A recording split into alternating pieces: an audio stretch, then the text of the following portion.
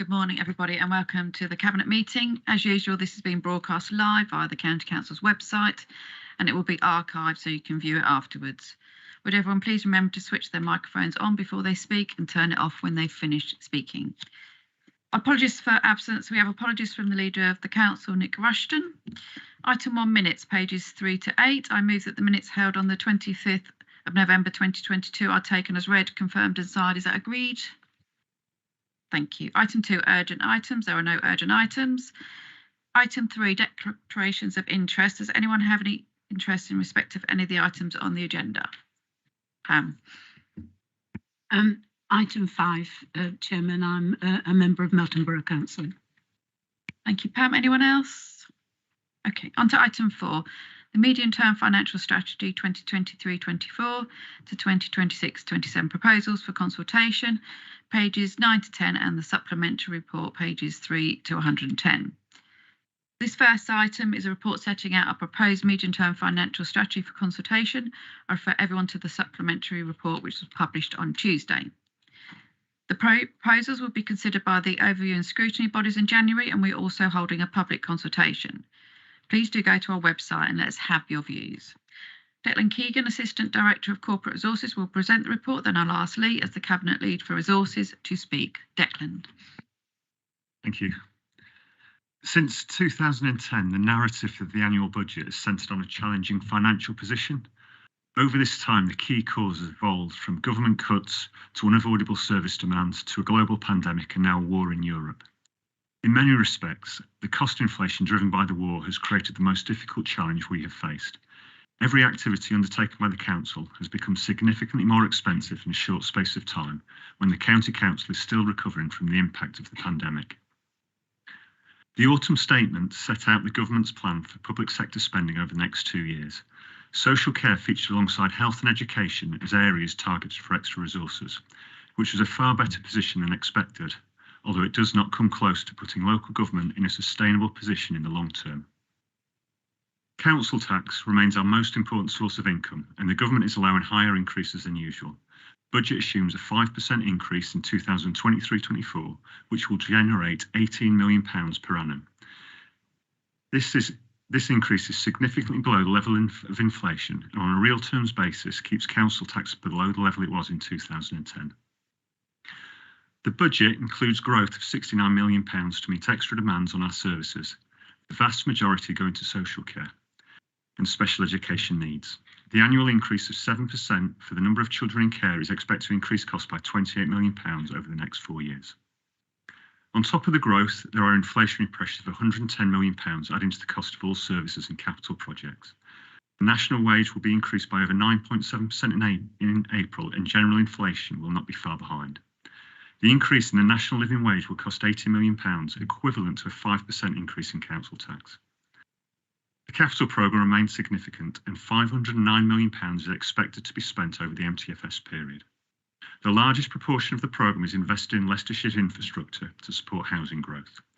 Although we look to maximise government grants and developer contributions, £129 million of borrowing will be needed to fund the programme. Significant savings will be required every year of our 4-year MTFS, and £63 million has been identified. £38 million of the savings will impact our core services, and £25 million is to try and bring expenditure on special education needs support back in line with the Department for Education grant. Most of the savings target improved efficiency or generation of income, although more service reductions than usual have been required, reflecting the severity of the financial situation. Even with this significant level of savings, there is a £92 million gap by the 4th year of the MTFS. It is not plausible for a gap this size to be closed by further efficiency savings alone, although they will undoubtedly play an important part.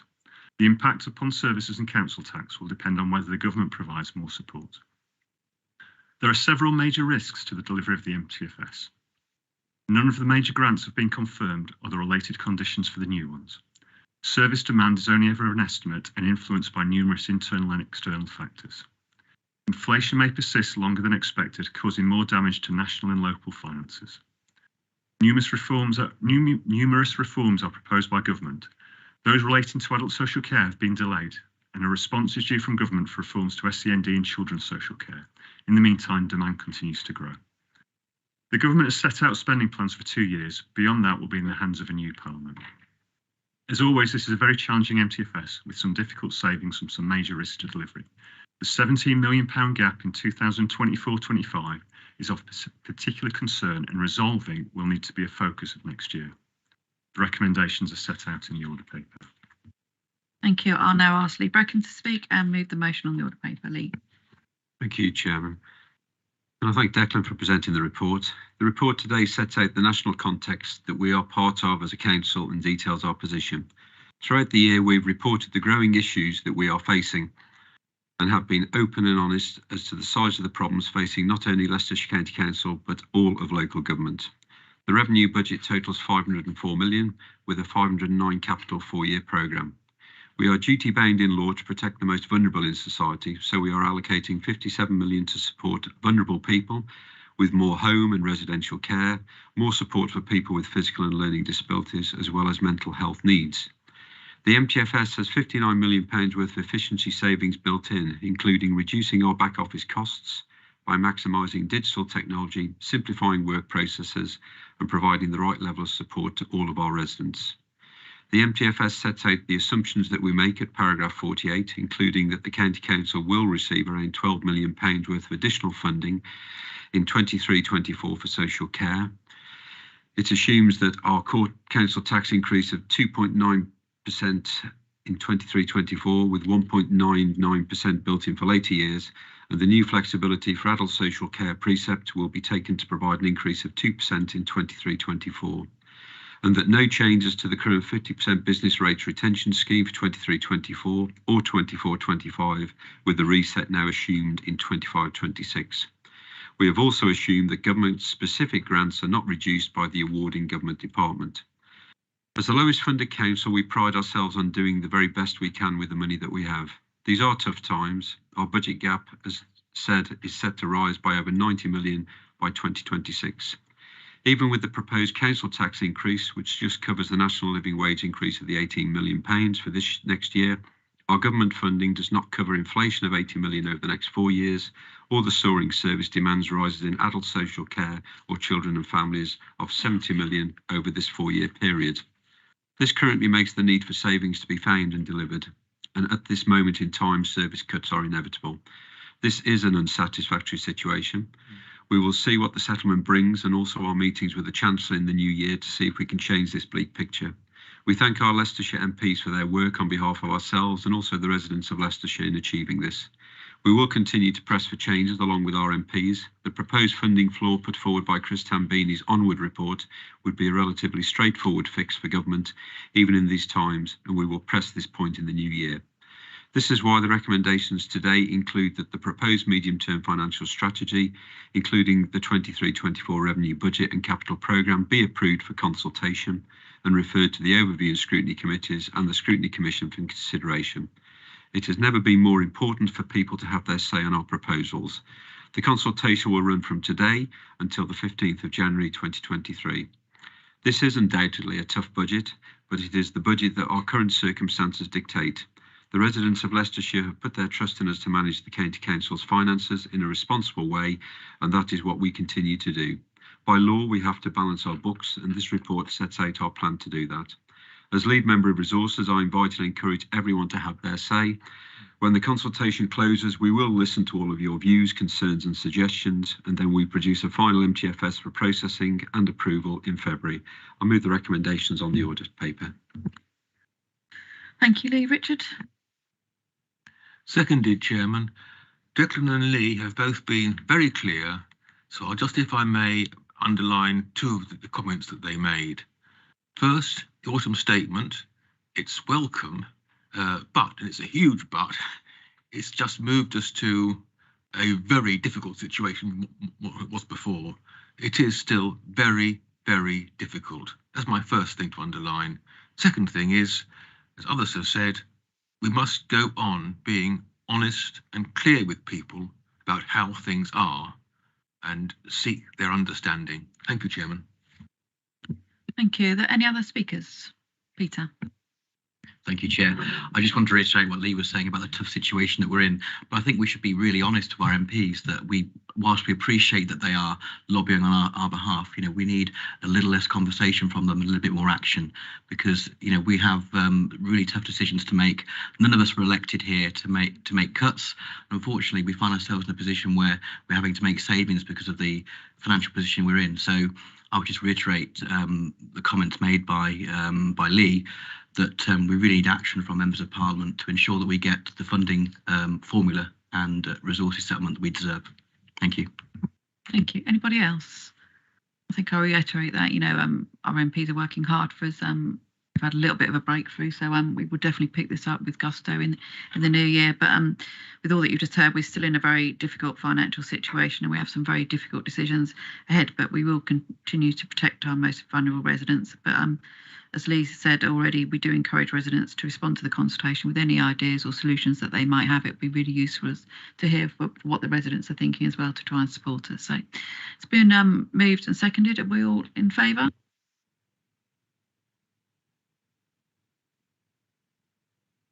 Thank you very much. Okay, on to item 5, which is the North East Melton Mowbray Distributor Road cost implications, pages 11 to 40. So this next report advises of the progress with the North and East Melton Mowbray Distributor Road and the cost implications of proceeding and not proceeding with the scheme. We are asked to make a decision now as to whether to go ahead. The Highways and Transport Overview and Scrutiny Committee and the Scrutiny Commission were asked for their comments on the options available, and their views are set out in the report and appendices. Both supported option 1 to proceed with delivery of the scheme. We've had comments from a member of the public, Mr. John Merritt, and these are attached to the order paper. And we're also continuing to work with the local MP, Alicia Kearns, to try and secure further support from government to get this road built. So I'll now hand over to Jana Walker, Assistant Director of Environment Transport, who's here to present the report, and also Ozzy to speak as lead member for Highways and Transport. Jana. Thank you. Good morning. Just to start with an apology, this introduction is slightly longer than usual, but I just wanted to, and I think in the interest of being open and transparent, as we mentioned earlier, take you through the rationale that's led to the recommendations that are set out in the order paper today. So the scheme's been subject to a number of reports over the years, and I'm just going to focus on the purpose of this report specifically. You'll find the background and some links to previous work in the report itself. So the MMDR scheme has been in development for a number of years as part of a transport strategy developed alongside Melton Borough Council's local plan. The scheme in its current proposed form, running to the north and east of Melton Mowbray, beginning at the A606 Nottingham Road to the north before rejoining the A606 Burton Road to the south of the town, was developed from 2016 onwards, and several reports have been taken documenting the progress of the scheme, seeking approval to continue at key stages, such as submission of the outline business case, planning application and compulsory purchase order for land. And it's worth noting here that all of those processes involve significant examination of the scheme, its benefits, and a lot of public consultation. A summary of the previous decisions and policy framework are set out in paragraphs 9 to 13, and the key milestones are set out in paragraphs 25 to 30. Cabinet last received a report in April setting out the next steps following confirmation of the Secretary of State that the CPO and side road orders, so compulsory purchase orders, so highways people always talk in acronyms, have been made, and the land will be available for the scheme. At that time, the latest programme and cost estimates were provided, and an estimated total scheme cost was 106 million. This represented an increase of 15 million against the previous reported costs, which were 85.3 and a 5 million contingency, and were largely a result of inflation and market pressures. This estimate was developed taking information from the BCIS General Civil Engineering Cost Index. So since then, officers have been working to finalise the business case submission for submission to DFT. And I think it's really key to note here that even with the increased costs, which we'll come on to, the work that the team have been doing still demonstrates this scheme remains value for money. So it's achieving the benefits that it's set out to achieve. And really then this report deals with the affordability on delivering the next steps. So we finalised the business case, we've progressed land acquisition, we've completed preparatory works on site and finalising the contractual arrangements. And a key part of this is the work to develop the target price for the construction contract. This forms the basis of the overall scheme cost going forward. So as reported to Cabinet previously, we've experienced 40-year high inflation with the consumer price index reaching over 10% earlier this year, and this has continued to impact the construction industry, in particular with some materials costs significantly exceeding that average, meaning that construction inflation is closer to 17%. So again, much as Declan, my colleague, was saying earlier, this has had a significant impact on the scheme forecast, which set out in paragraph 39, now stands at 116 million. 116.1, and we've also taken account of Treasury guidance that suggests that the stage we're at with this project, so just before you were to go on site, you should still be planning for a plus or minus of 10%. So this would mean that the scheme could outturn as high as 127.7 million. Officers from numerous disciplines across the council reviewed the figure. An independent review by an external company has also taken place. This clearly has significant implications for the council in deciding whether to progress the scheme through to delivery.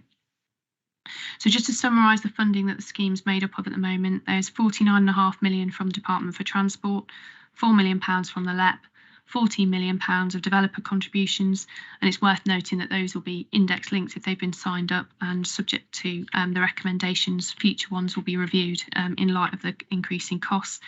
£9 million in land income. So the remainder of funding at present would need to be found from the County Council, meaning the requirement from LCC has increased from an estimated 23 million in 2021 to 51 million.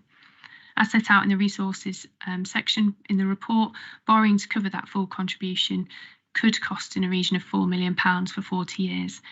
Now, you'll notice in the Cabinet report, we've kept the figures there consistent to the scrutiny reports, and they're obviously indicative of what might happen. But as we've discussed in the previous report, there has been some easing in those conditions, and following the autumn statement, the requirement for council to use reserves to temporary balance budget has reduced.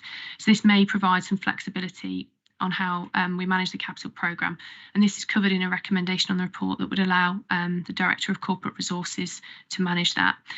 But the important thing about the report is to note the relative cost of the options, and it's a good indication of the type of cost that we might incur.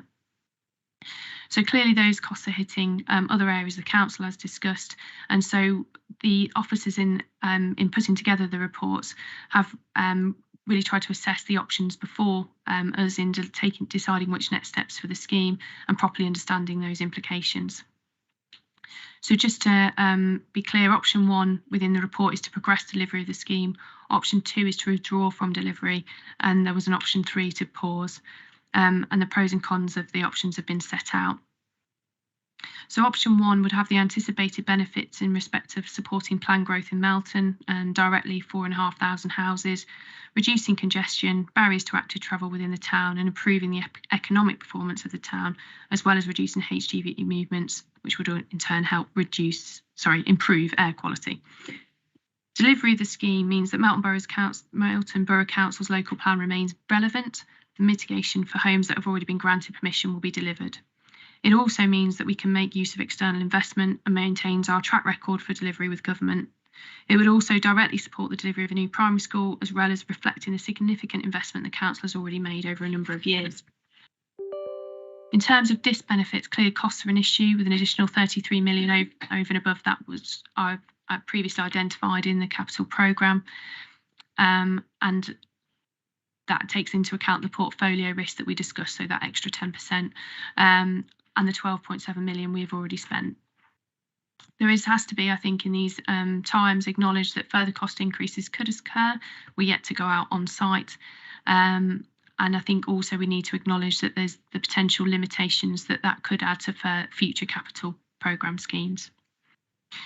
Option 2, to withdraw from delivery of the scheme, has significant cost implications for the council as well. And the benefits of this option would be that they would reduce the upfront cost of the council by approximately 4 million and therefore borrowing by 0.3 million. But clearly that is still a significant cost. It would provide more flexibility in the future for capital programme development. However, there are also significant disbenefits associated with these options, and they're set out in the report, and particularly sort of draw your attention to the significant strategic planning implications. So Melton's local plan will become out of date and require a new local plan, and would have an immediate impact on 5-year land supply. This in turn would have an impact on the housing market area, as other plans and the current strategy for apportionment of unmet need from the city would be undermined. Where strategic plans are not in place, there's a greater risk of speculative development leading to pressure on services and infrastructure, and for us in particular, roads and education. In Melton Borough, the housing already agreed would not be supported then by the schools and transport infrastructure necessary to mitigate its impact on the community. Some alternative mitigation would be required, and we've estimated this to cost in the region of £10 million, and already secured contributions would likely have to be returned. It would be difficult to secure significant contributions or mitigation as speculative development came forward without evidence of its cumulative effect. For the same reasons, it would be difficult to advise refusal or defend planning appeals for speculative development in the area. There are wider impacts, such as the fact the council loaned the land the scheme is land for the scheme, which is unlikely to be able to recover the costs on, and the reputational issues that may be caused on the basis of impact for residents of Melton, other stakeholders, and further consideration will be needed to give to the council's existing commitments to the Melton Mowbray Distributor Road southern section and the current education approach. Finally, it would be worth noting that likely total sunk costs, including the project down, will be in the region of 14 million, and these would not be recoverable. So then looking at option 3, this is the implications of pausing the scheme. The benefits of that approach is potentially would give us time to seek additional funding to review Melton's local plan. However, the increase in costs may mean that the benefit achieved is quickly offset by rising costs.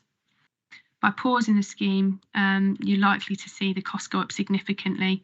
We estimated that another year's delay will cost £8 million, so at 51 million plus 8 million for this option. And there's also likely to have the same impact on strategic and local planning issues because of the uncertainty given, and those are covered more or less the same as in option 2. In addition, at the moment, there is no guarantee that that additional funding would be secured. It would also be very difficult in retaining the resources, both the people that have the knowledge and skills to deliver the scheme, and also potentially the finances we've already secured as well. So all of those options, the resource implications of them have been set out in the report, and having taken all of the above into consideration, officers have made the recommendations set out in the order paper. I won't read them out to you verbatim, but just to highlight that there would be continuing work with external partners to seek to mitigate the financial impact. So working with Melton Borough Council, working through the MP and with the Department of Transport, and that would be work that would be ongoing following the decision today. So I'll leave it there. Thank you very much. Thank you. That was really clear about where we are at the current situation. Ozzy. Thank you. I would like to thank Jana and the team for the detailed work that they have done, and they've been working on this for quite some years now. They've put a lot of hard work in, and specifically Jana has led that team, and I would like to put on record my thanks. You've heard from Jana the actual details, the options that have been put forward. The MMDR supports Melton's local plan. If the MMDR does not go forward, then it's likely that their plan would fail. The actual cost of this has doubled in time, but I don't think we've got anywhere to go other than go with option 1. The MMDR must go ahead. We're in a position now whereby we can't go backwards. We need to go forwards, and I recommend to the cabinet that we actually do go with option 1 and make sure that we deliver that for Melton, as we have always said that we wanted to, and I recommend that formally now to cabinet. Thank you. Thanks, Ozzy, and I'll also second the motion on the order paper and draw attention to the recommendations, but specifically option C, that option 1 to progress the delivery. I think what hasn't been included, and Jen hasn't alluded to, but you just have, is the staff resource that's gone into getting to this point. That's not factored into these figures about if we decide not to go ahead. So for me, there is no other option for us or for Melton really that we need to continue, but we do need to continue to press the MP, the Department for Transport, for additional funding, and also work with Melton Borough Council to see what support they can give us, because it is a difficult decision. It is going to cost us a lot of money to do it, but I think we have no option but to move forward to this. Any other speakers? Louise? Yeah, I think it's just important to emphasise for the members of the public that this is capital money. We've been talking about how we're having to look at our services. This money would not be able to be used against the revenue budget. So just to be clear on that. Thank you. I think people do get confused about the revenue and the capital budget. They're totally separate, aren't they? And they can't be switched over. Any other speakers? So moved by Ozzy, seconded by me. On the order paper, we all happy? Okay. Thank you. Thank you, Jenna. Okay, on to item 6. So this is the Leicestershire Highway Design Guide Reference Approval to Undertake Engagement. These are pages 41 to 58. So this next report advises of the work that needs to be doing to refresh the Leicestershire Highways Design Guide and seeks our agreement to undertake engagement on the overarching policy and principles and various other aspects. Janet Walker is still with us here and she's going to present the report. Then I'll ask Ozzy to speak as Cabinet Member. Jana. Thank you.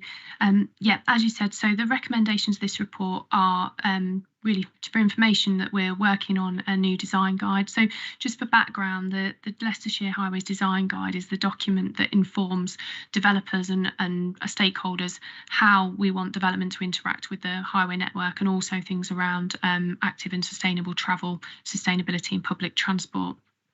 So the recommendations there is to note and the conversations that we'll be having with external stakeholders, and also just note that some of those are potentially a little controversial and maybe a bit strong, but there will be tension in between those. So for a start, government policy has changed. Our design guide is out of date in relation to things like the National Planning Policy Framework and new active travel guidance.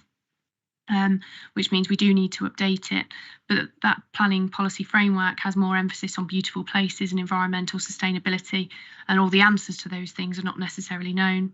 There's our own commitment to be carbon net zero authority by 2030, and for the county to achieve that by 2045, and we need to make sure that the new design guide is conscious of that in the way that it's brought forward. At the same time, obviously, budgets for maintaining adopted highway are significantly decreasing in real terms, and the year-on-year delivery of these beautiful places aspirations could add a financial burden to the council. And so we'll be working with stakeholders to kind of work through these implications and develop a guide that is practical and affordable, but also respects those aspirations and policy guidance from government. So we need to make sure really that we have a safe and properly functioning highway and that we can manage to afford to maintain that in the future. We'll be working with others, so perhaps district councils, planning authorities will have slightly different objectives in terms of design guides, and that's why it's important that we undertake this engagement activity set out in the report. So I think just another couple of things to highlight, that there are policy aspects set out in the report and in the design guide itself, and they focus around things like what type of highway assets would the council adopt in the future, what we might charge in terms of commuted sums. So commuted sums are where we take a fee from the developer that creates new asset in order to maintain it in the future. Our kind of policy around safety, inclusiveness and active travel, and then how we can contribute to a beautiful places and environment agenda. So those policy aspects are in there, and a key one that we're looking at now is the options in related to those commuted sums. So one of the options within there, you'll notice to take contributions, not only for, we normally take them for when people might choose non-standard material, so things that are a little bit harder to get hold of, more expensive to maintain. We don't at the moment charge for standard materials, and one of the options we're looking at here is whether we would do that for standard materials, which is against the kind of national guidance at the moment, but clearly from the financial situation we've heard about today, we need to understand the pros and cons of that as an authority through this exercise. And other authorities are taking different views on adoption of highways assets at the moment. For instance, Lincolnshire are considering whether they adopt street lighting going forward. So a number of those issues are set out in the report, and also will be the subject of discussion with stakeholders going forward, which will of course involve scrutiny and come back to you with recommendations for. The only other thing to say is that we will also be covering principles around road safety, access to the highway. So a number of you that are familiar with planning applications coming through your area will be familiar with things like where we don't necessarily grant access onto A or B roads without good evidence. Those type of policies will be and principles will be set out in the guide as well. And that's really to help keep our position with the planning inspectorate up to date if we're at appeals defending our positions. So there'll be a number of things that are of interest to you and communities in there. So we need to engage with those key stakeholders. We will probably not please everybody with this guide, and we expect there to be then some difficult decisions to come back to, but we'll do that through reference and focus groups. We'll involve scrutiny, and we'll also make sure we take account of any impact on equality groups and then any statutory requirements as well. So in terms of that, we've obviously looked at our screening and environmental assessments, and we'll continue to develop those before they come back to you for decisions in the future. So again, just then that's led into the recommendations set out in the order paper today. Thank you, Jenna. Ozzy? I formally move proposal. The outcome of this work will help to inform the development of the next local transport plan and its associated programmes through the provision of guidance and development of actual travel options. We've heard from Jana that we need to update our programme, so I formally move this and that's Lee? Yeah, happy to second, Chair. Just one question from me. Will this also take account of the walking and cycling strategy that we've got? It will, yes. Thank you. Christine? Thank you. Good policy in the programme, but one of my gripes is you ask all these things to be put in as part of the planning condition, and under the S106, the developer then agrees them, gets the planning permission, and then a few months down the line, as you know, Jenna, I've been working with you, wants them to be removed because they say that they're not sustainable or they don't agree with them, but they agreed with them to get the planning condition in the first place. So I think it's a really good idea, but we've really got to be strong with our local planning authorities to make sure that if we ask them as a part of a condition, that then they can't come back and get them removed. But you know, I've been working with you on a certain developer. Thank you. Blake? Yes, I'm supportive of this review, and there's some strong material in there about the need to become net zero by 2045 as Leicestershire, and the references to trees are also very much welcome. But my real question is, does this include a review of our travel packs that we expect developers to adhere to? I should declare an interest in that. Recently I moved to a new home, but I feel that the provisions that we put together and we expect developers to deliver don't actually make its way through to the users of new homes. So in light of the environmental agenda and the highway agenda, I think this would be an opportune moment to take a look at those travel packs, whether they're fit for purpose and how we can get more take up by the end users of these travel packs.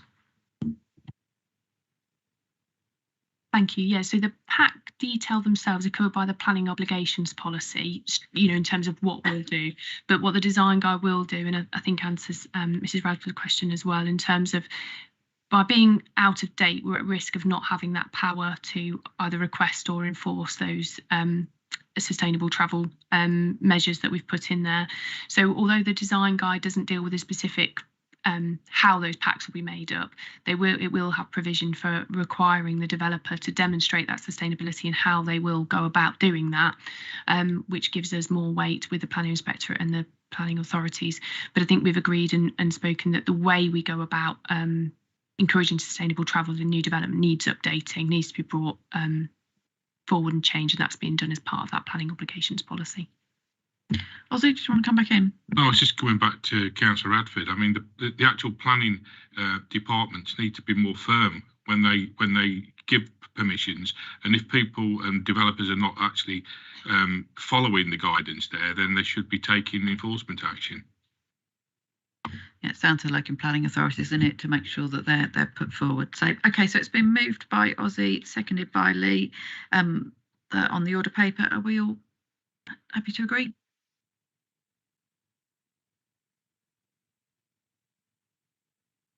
Thank you, Joanna.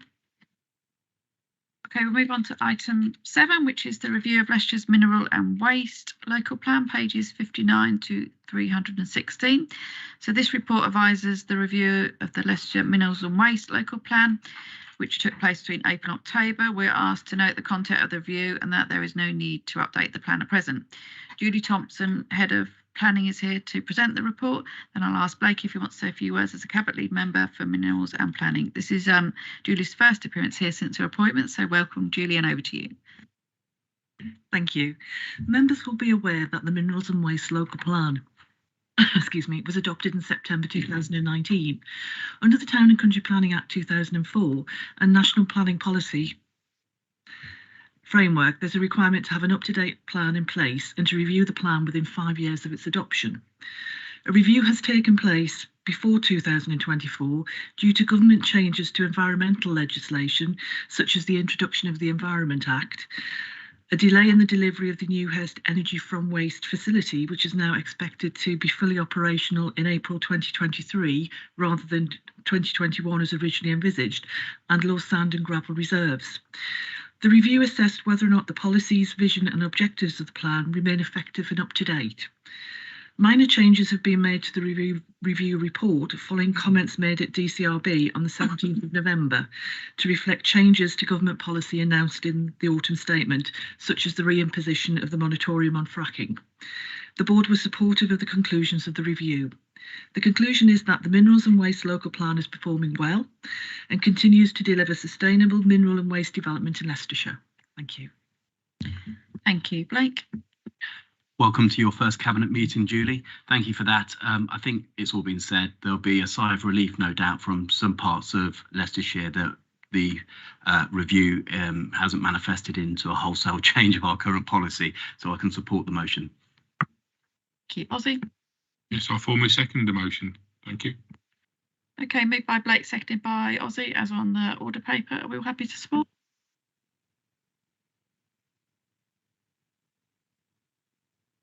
Thank you, Julie. Okay, on to item 8, the recommissioning of sexual health services proposal for consultation. These are pages 317 to 334. So this last report of the day seeks our approval for consultation on the proposed model for sexual health services in Leicestershire and Rutland. Mike Sands, Director of Public Health, and Joshua Mowbray, Assistant Director of Commissioning, are here to present the report. And I'll ask Louise to say a few words as Cabinet Lead Member. Over to Joshua and Mike. It's going to be an easy one for me because I'm just going to hand over to Joshua to take you through the detail and might just have a comment at the end though. Thank you. So upper tier local authorities have a statutory responsibility to provide open access sexual health services. The contract that we've got currently for the provision of these services for across Leicestershire and Rutland end at the end of March 2024. The Commission, when we talk about sexual health services, we've got two components. We've got currently the integrated sexual health services, and then we've got community-based services. So the integrated sexual health services includes things like contraceptive support, contraceptive services. We've got sexually transmitted infection and treatment services. We also provide a service specifically for young people, and things like psychosexual counselling, and also around sexual health, safe sort of health promotion. That service currently is delivered from 2 hub locations. So we've got the Haymarket Health Centre based in Leicester City, and then we've got the hub at Loughborough Health Centre. And alongside that, we have a range of sessional spoke clinics. So we've got 8 in Leicester City, 3 in Leicestershire and 1 in Rutland. And together with that, we've also got some dedicated outreach activity that runs alongside that. The service also provides online sexual health services. So that's the provision of STI test kits, and treatment for those considered to be low risk, oral contraception, and also emergency hormonal contraception, or better known as the morning after pill. In terms of our community-based services, we've got the provision of what's called long-acting reversible contraception. So that's things like the coils and implants that are provided by GP practices, and then emergency hormonal contraception services that are predominantly provided by our pharmacies. We looked at the current activity and take-up of services, as well as our performance levels for the services. And what we found is that our residents utilise the sexual health services predominantly for STI related offers, so testing and treatment predominantly. But what we also found is that post-pandemic, it's led to quite a significant change in the way that people use the service. So we've seen a huge shift from face-to-face provision to wanting to take up the online offer. And I think based on our geographical population, the base of our geographical setup, I think that kind of made quite good sense. And that hasn't changed. So since face-to-face services have reopened, we thought that that may dip slightly, but that's continued for us. And so we're wanting to utilise the sort of change in the channel shift of activity. In terms of performance data, we can see that our LARC provision has dropped. In terms, LARC activity has dropped in our GP practices. So this is the sort of offer around calls and implants. We still remain above the national average, but our pre-pandemic levels were much higher. So while we're still doing well, we just want to do that bit better really for our residents. During some of the work we've done to date, we've done some engagement sessions with a range of stakeholders, and the key things that came out of that were around the need to have good access from both the face-to-face and online offer, and also the importance of having community access points, so more local. And also there was some comments around not being aware of the existing offer enough. So there's some work to do around improving the awareness, and also a need to focus more on education and awareness. So some targeted outreach activity. And this was specifically focused around reducing stigma and discrimination around sexual health. So based on all of the work that we've done to date, we've developed a proposed model for sexual health services. Underneath paragraph 40, I've described the current provision, the challenges that we've had with those elements of provision, and then the proposed new model that's been put forward as a result of that. We have had early discussions with our colleagues from Leicester City Council, and they've indicated that they're not intending to make significant changes to the current offer. But the existing provision for us isn't meeting the needs of Leicestershire residents, as was described in the table. And so commissioning the service as it is not really a viable option for us. So in terms of the proposed model that we're putting forward, we want to retain that hub and spoke model for Leicestershire. We want to expand the accessibility of chlamydia screening services, particularly utilising some of our services within children and families, to get out into communities and around schools, etc. Continue the condom distribution service for under 25s. We want to continue the availability of the online sexual health service, but at the moment the proposal is that at the moment it's delivered by the provider of the integrated sexual health service, and we're wanting to procure it separately. So that the face-to-face and the online are sort of two separate offers, but aligned and working together. And also we want to have a dedicated LARC provision within community settings. So the main challenge with the current provision is that it's provided by some GPs, not provided by others. Some do a specific LARC clinic, some don't. Some provide it for their registered patients, some provide it for all. And so because of that, it's just a lot of confusion out there as to what the offer is. So we're wanting to have a dedicated offer specifically around LARC. And then also the last thing was around continuing to expand the EHC provision locally. And what we're hoping that will achieve is to make services more accessible to our residents, and also to have local alternatives to the hub provision, so that the non-complex sexual health offer can be made available, and support around destigmatising, because some of the feedback we have, it's when you have sort of sexual health service written at the front of a clinic, it can put people off. So it's having it in the community in those locations that people utilise on a day-to-day basis. And also we're hoping by going for the model that we've put forward, we have a dedicated staffing complement for Leicestershire and Rutland, and also to have skilled LARC fitters. So again, with the current model, one of the challenges is that it requires, those practices are required to have somebody who's experienced and skilled in fitting the LARCs, the long-acting reversible contraception. But with the movement, a throughput of staff, they have to maintain that competency and maintain the staffing levels. So having a dedicated provision will mean that we've got the resilience in the system to have enough fitters. So the plan is to conduct an 8-week public consultation exercise from January in order to seek feedback on the proposed model for sexual health services. The Health Overview and Scrutiny Committee will consider the proposed model at its meeting on 18th of January as part of the consultation. And we also intend to undertake soft market testing to seek some views from specific sexual health service providers. And then the recommendations are set out in the order paper. Thank you. Mike? Yes, so just to summarise, thanks to Josh on that. I think the point I'd make is it's not the first time we've recommissioned sexual health services since we've been over in the council. We're probably on about our third go at doing it.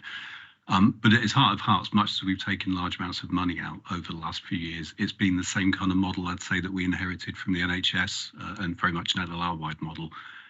What's clear to me, and hopefully is clear to you as well, as Josh just laid out, this is a chance for us to learn from COVID, the switch to online services, and to really think about the needs of Leicestershire. So I think it's actually really quite important consultation for us, because it really is putting the needs of our residents at its heart compared to maybe what we've had before. So thank you. Thank you. Louise?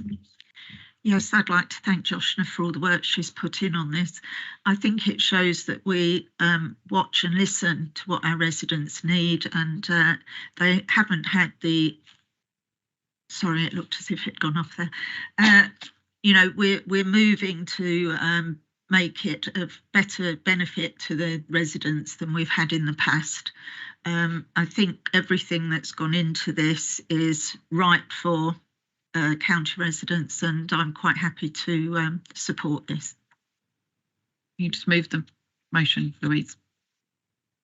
Move the motion. Thank you. Pam? Thank you very much indeed. That was a very good report. Gave a lot of information which will be valuable to lots of people, and I've no hesitation in seconding in that. Thank you. Just one question from me about work in schools, secondary schools. Do we do much of that, or is it more down to the schools that are doing that within their curriculum? It's a bit of both. So you have the offer within schools around education and awareness, but we also have specific what we call choices clinics, which are for that young age, and that's the offer that we provide as well. So it's hand in hand. And is there much take up of that?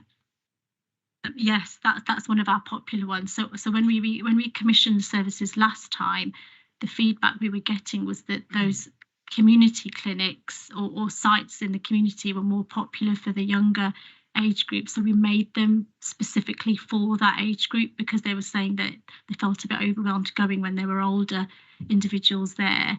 And so we expanded on that last time, and we're not wanting to take that away this time around. Lee?